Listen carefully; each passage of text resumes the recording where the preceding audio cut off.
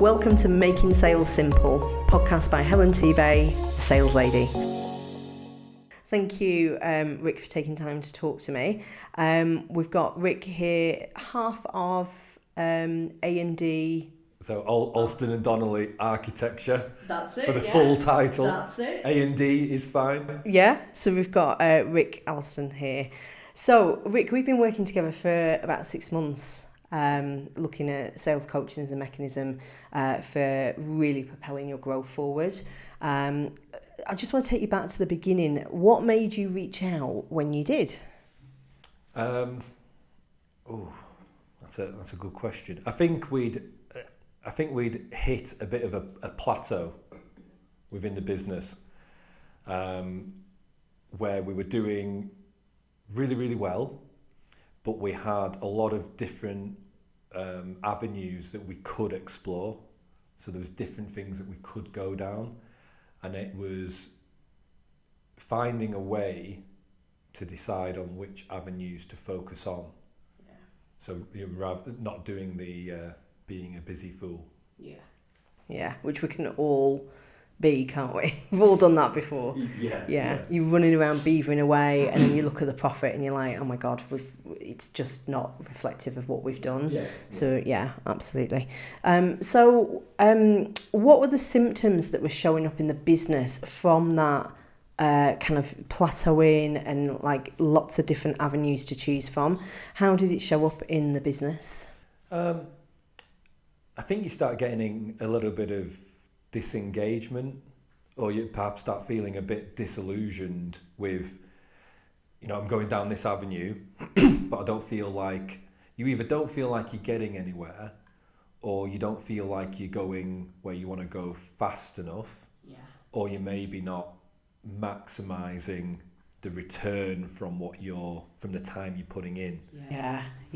I see and hear that an awful lot, where people really are doing so much work and they want that result quicker or faster, and it can often involve people just then flip-flopping, doing different things. Well, we'll try something else, that's not working. And actually it's a bit of staying power and backing. I hear so many good things about what you guys are doing in the industry of architecture. What's your goal for the industry? What do you want to have achieved by the time you finish your career?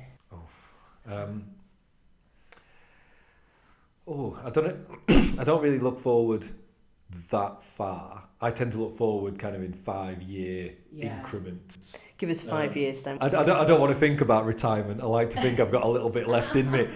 How do you want to change the industry of architecture? So we want to become much more of a holistic practice. So a lot of architectural procedures and practices can be slightly archaic. And it's not really changed a great deal. But obviously the world's changing, the industry's changing.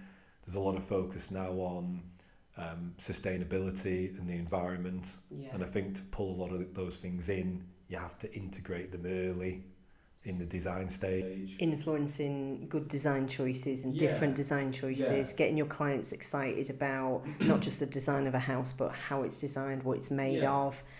So we want to be able to any project we do, whether it's residential or commercial, we want to be able to run it from concept to completion and really drive that return on investment, so be kind of embedded into the financials of the project as well, to make sure it comes in on time and budget. Rather than just doing the design and saying, there you go, we'll leave you with it at that point. Adding so much more value to that for the client.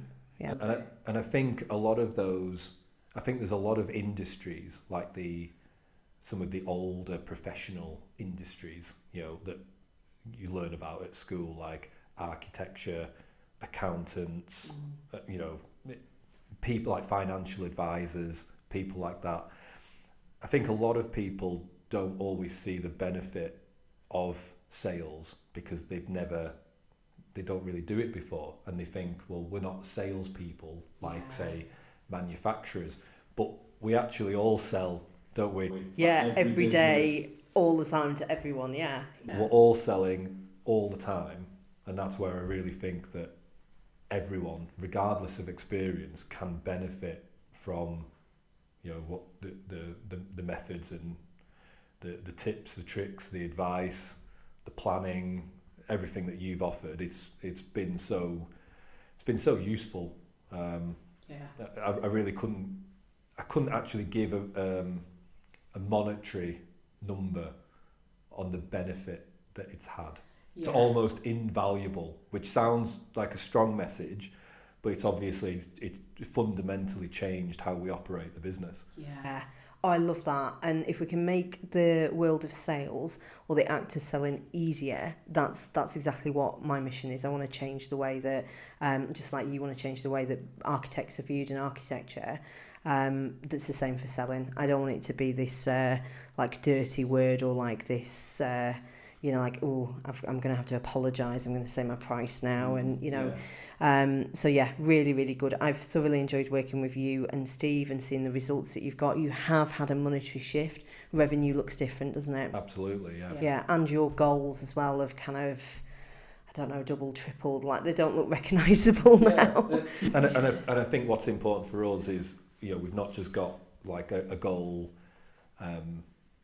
right now. You know, we've not just got a short-term goal of what we're doing this month. Yeah. I think working together, we've come up with that quite a clear 5-year plan. Yeah. Which of course is a substantial revenue increase, which is in line with what we want to achieve. You really want to be doing and what you want to do with that for the business, for the industry, and also for yourselves as well. And I think from what I'm seeing as well is you're definitely making the money, delighting your clients, but it's all happening without running on a hamster wheel. You're doing less, but more and more impactful and more collaborative work and better clients that you're working with. Yeah, and I think that's what I would say to people. If someone said to me, you know, how did you find working with Helen? You know, we feel we could put bums on seats and make more revenue, but that's not what we want to do. Mm-hmm. I would say that's not what our work has been about. So it's about increasing revenue, but also increasing the fulfillment and enjoyment. Yeah. I would strongly encourage them to reach out to you and have that initial phone call. Yeah. I think with any service in life, you have to be open-minded. So you have to come into it open-minded.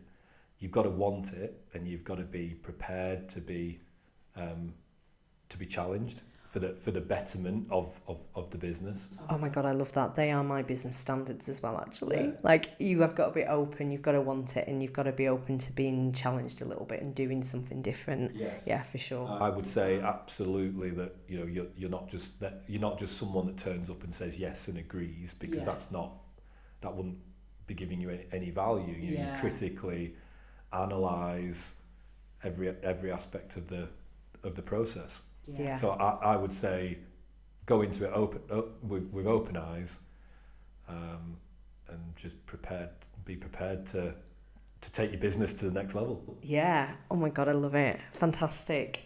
Thank you so much, Rick. So for the audience, how can people contact you? Where do they reach you? They can find us online on social media. So our website, www.adarch.co.uk. Yeah, that's adarch.co.uk. Brilliant. We're on Facebook, we're on LinkedIn. Yeah. Our telephone number is 01524 66992. Brilliant. And we're based in Whitecross. We do residential and commercial architecture, namely luxury homes. Yeah. Be it refurbishments, extensions or new builds. We work with developers on small boutique developments, and we also work in the clean room market where we design and build clean rooms. Fantastic. Like I say, you had me at clean room. I think that's how we met, actually. You mentioned something in a networking about clean rooms, and I was like, this is not something that you hear every day. Yes, yeah. Yeah, it's a niche market, but a big one. Yeah. Okay, fantastic. Thank you so much for talking to us today, Rick. Like you say, half of A&D Architecture. Thank you. Thanks for having me. No problem. Thank you. Thank you for listening to Making Sales Simple, a podcast by Helen Tebow, the sales lady. Make sure you subscribe on YouTube and follow me on Spotify for more.